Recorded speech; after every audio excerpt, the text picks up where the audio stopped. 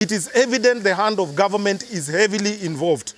We have watched, we have heard, we have witnessed incidences where police are witnesses to people walking around with pangas and machetes and rungus and even stones, and they are watching helplessly without acting, which means clearly they are taking orders beyond their normal scope of work.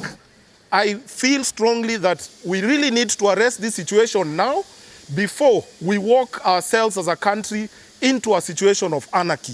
You all know our neighbors have been banking on the political stability, the peace and tranquility that has existed in Kenya for the last over 60 years. What happens? What happens if we lose this? And therefore we must appeal beyond this country to our friends from across the globe.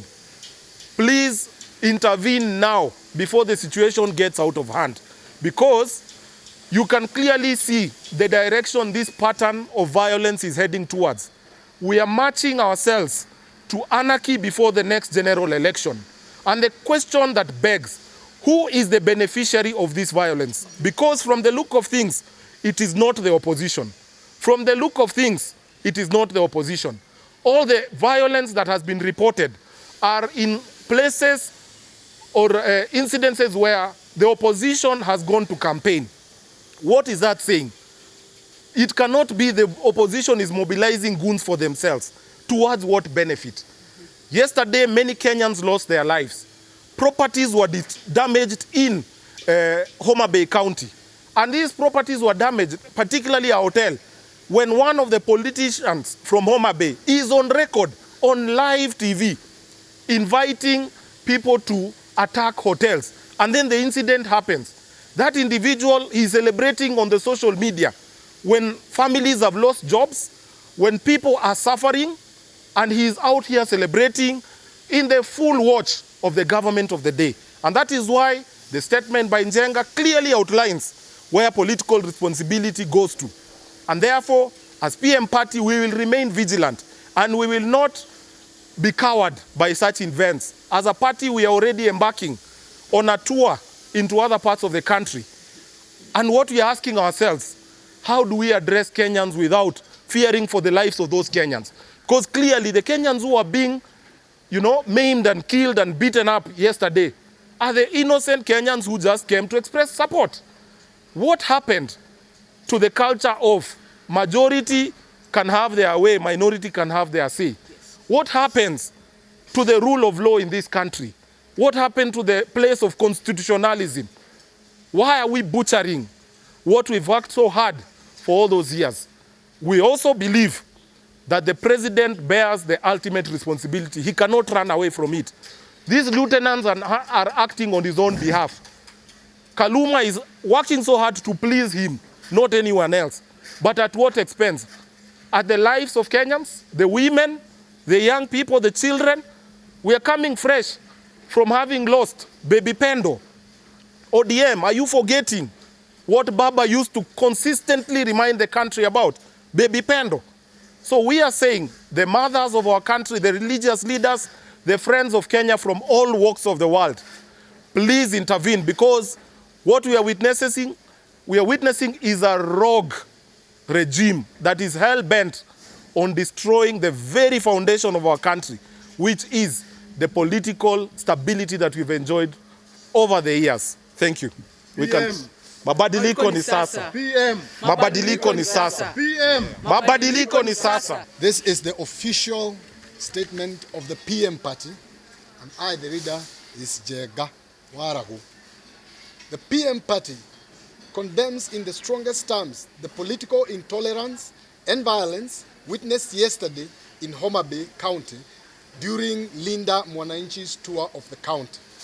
The culture of goonism, political zoning, and divisive politics is a direct affront to our hard-fought constitution, which envisions a Kenya where political competition is won through persuasion, not intimidation, and where every citizen has the right to lawfully travel anywhere in the country and advance their political agenda.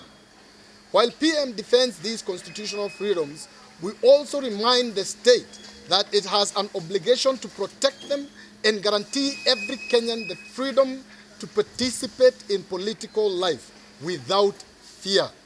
The repeated failure to do so is concerning, from the Ol Kalou by-election, where hooded men unleashed terror on residents and Kenyans lost their lives, to yesterday's violence in Homabay. The pattern is becoming increasingly difficult to ignore. PM Party therefore calls for accountability and urgent changes within the security apparatus.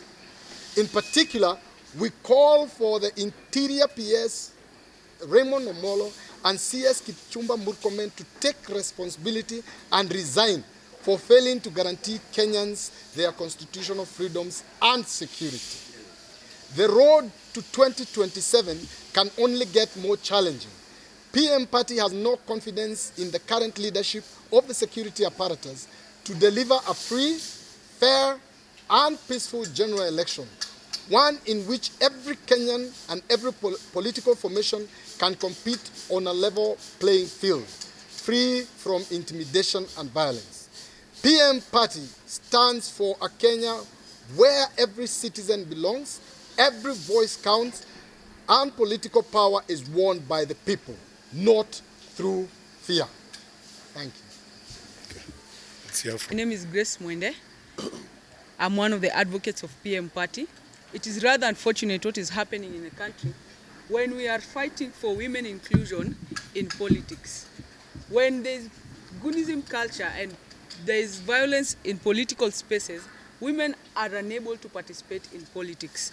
Currently at PM Party, we are including women in our politics, but we are afraid if people are being stopped from political participation and people are being fought for their political inclination, how can women participate in politics? Article 10 of the Constitution promotes democratic participation in politics. And it is rather interesting that this political violence that has been witnessed over the weekend has happened in 2 counties that are particularly led by women. As a woman in politics, I think that this is a time to observe how the ladies who lead these counties will respond to such a thing. Because if we do not protect women and the youth from violence in political spaces, then gender inclusion and the 2/3 gender rule will remain a dream that we are yet to achieve. Mimi nimetoka pale Ol Kalou. I was among the aspirants wenye walikuwa Ol Kalou.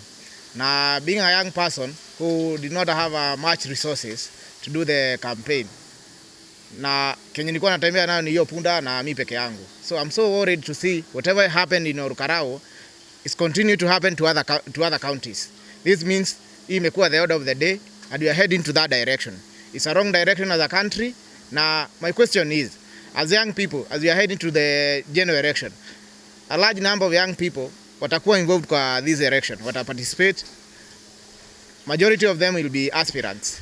Are we going first to budget for goons before we budget for our manifestos? That means that we are heading the wrong direction as a country, and we just ask that can we follow just the rule of the law? Thank you so much.